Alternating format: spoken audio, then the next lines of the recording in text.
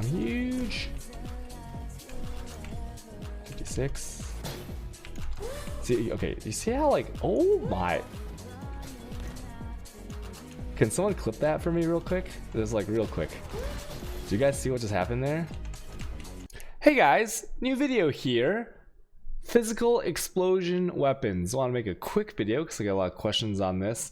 The build videos will be coming soon, but I first want to talk about how crazy these weapons are. And it's not even the affixes on them, it is the actual implicit. So if you are someone who likes to clear maps, I would say that as of this leak synthesis in 3.6, these are the absolute best in slot weapons. And once again, it doesn't matter what any of the roles are. What you just have to use is a weapon that has the implicit of killed enemies explode, dealing 3% of their life as physical damage. Now, to start to compare it with some things that we're all familiar with, we have like things like Profane Bloom from the Occultist. We have explosions from the clubs that is 5% of their life as fire damage, right? And so we have these things already. We also have impulses and things like that. Well, this weapon, the reason it's so crazy and why it's so much better is that it chains on itself. So in here, it's like as long as the enemies are killed, right? As long as an enemy dies while you have one of these implicits equipped, it will explode for some of their life as that physical damage. And physical damage is easily scalable. There's conversion. There's like to kind of like double dipping. You know, you have things like certain flasks, which we'll talk about. And once again, I would a comparison I've made on stream is like, imagine you're someone who plays standard, right? I don't play standard, but imagine you're someone who is mapping on standard. I would actually rather have an implicit of the 3% explosion than like a standard mirror worthy spell weapon, okay?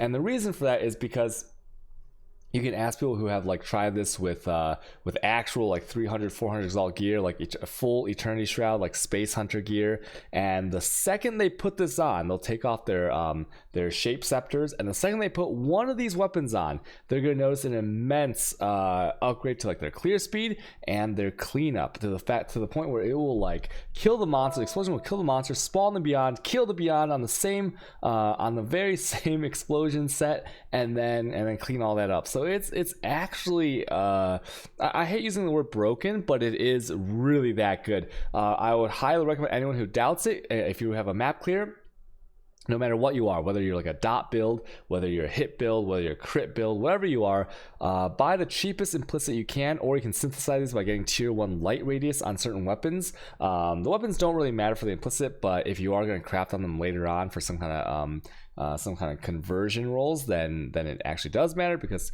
10 to 13% is tier 1 conversion of an element, fire, cold, lightning into Chow's damage. And the reason you don't do that on a shaper base is because you can't get a synthesized shaper base. Those aren't possible. So if you really want the like 20% of Ellie as extra Chow's damage, on a shaper base, you can keep that. But I'm telling you that the implicit for mapping purposes is the absolute best in slot. Last night I used a couple of these white weapons, so it had no affixes on it except for the implicit, and you really couldn't notice the difference at all unless you got to a boss, right? Because the boss, you'll notice the single target loss because I lose these like six affixes. And so to go into a little bit more depth, first let me talk about like the crafting of them, right? I have a video. If you go to my most recent video before this one, it is actually the kind of whole crafting system. But basically, you're gonna get one of these white, or you're gonna synthesize it yourself, hopefully, and you probably want it on either like a wand, a dagger, or a scepter, because the reason is because the mortifying roll, which is like the cold one's gonna 10 to 13% elementals conversion. That's for the cold, but you can get fire and lightning as well. You have to have a dagger, a wand, or a scepter. You cannot have it on like, say, a thrusting sword. You can't have it on on a claw, on these other one-handers. On a club especially, be careful with the javelins, because they are actually clubs.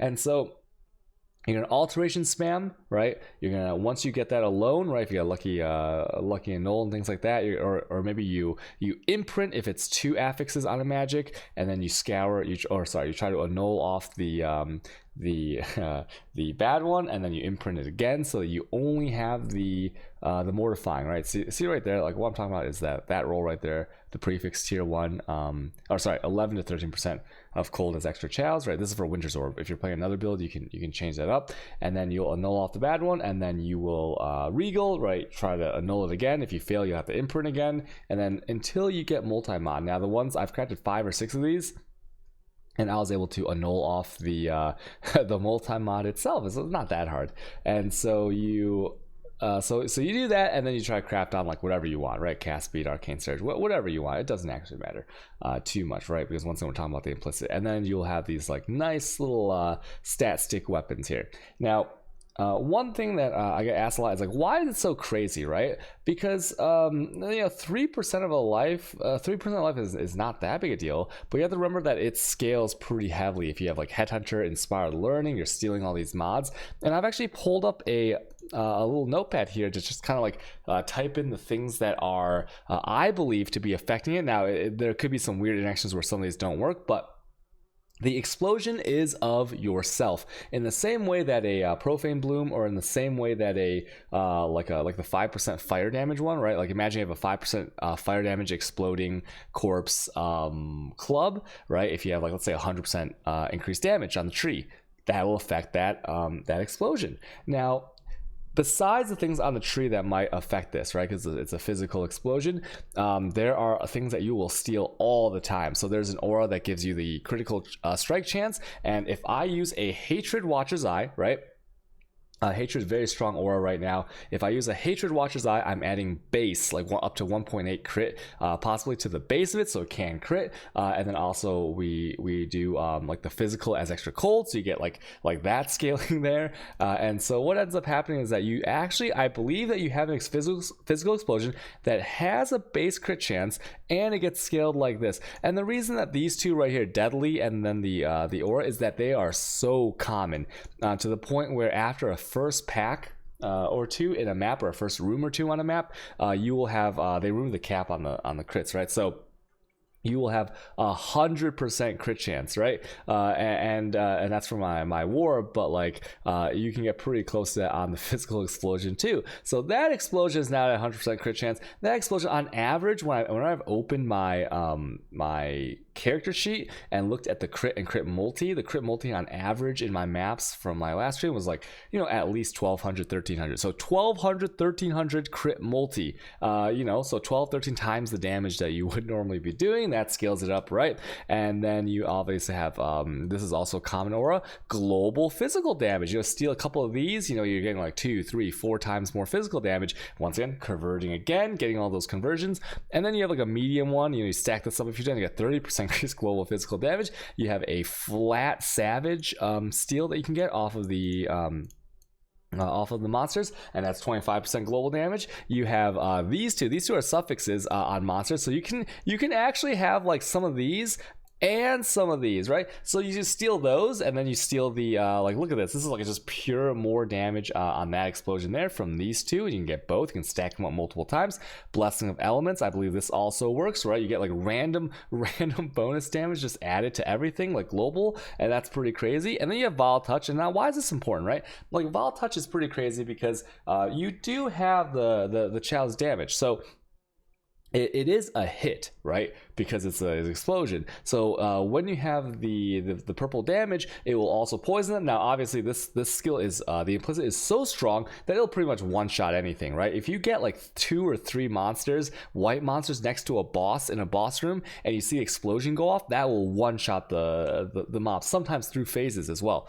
And it's just like, it's just insane how it works. Now, how else does it scale? Well, we have this nice little flask here, and as you see, this flask gives you a little bit extra chalice damage on the fizz. But then remember all the elemental that your physical has done from what I've just talked about in the last like few minutes. That also gets scaled as the elemental is extra chalice damage. So it's just like a crazy amounts of damage. Like, you can't even believe it, right? And then so of course all the gear and the stuff as well. So this this weapon is, you have to use it if you're mapping. If you are someone who loves mapping, who wants to map all the time, there is no substitute. Some of the base white weapons now, I believe, are like 10 exalts now. They've gone up in price a little bit. But if you were to put it on, it would be, there is no other upgrade you could make for a mapping character that would be as good as this one implicit. Okay, I'm gonna say that like just straight up. I've already sold all of mine. I had like I said, I crafted 6 of these probably over the past like week. A couple of them sold for 30 plus exalts. I made sure to sell them before the video, so it wasn't like, you know, trying to sell your weapons, right? Because these are the only ones I have left, right? I'm using these, and so it is truly ridiculous how I can't stress this enough. You have to try it. It is almost broken, and I don't know if it'll stay for much longer, right? Because if synthesis doesn't go core next league, then the weapons are lost forever unless you're on standard, and nobody plays standard, right? Well, almost no one. So this is maybe your only league to try this weapon, so I highly recommend it. It has made the league so fun for me. I was having a lot of fun before because I love Nexus unlike everybody else, but this has kind of rejuvenated even like builds I've played before, builds I want to play, and I hope you guys try it out. Let me know what you guys think in the comments. Maybe you guys will enjoy it, and all right, see you guys later. Bye.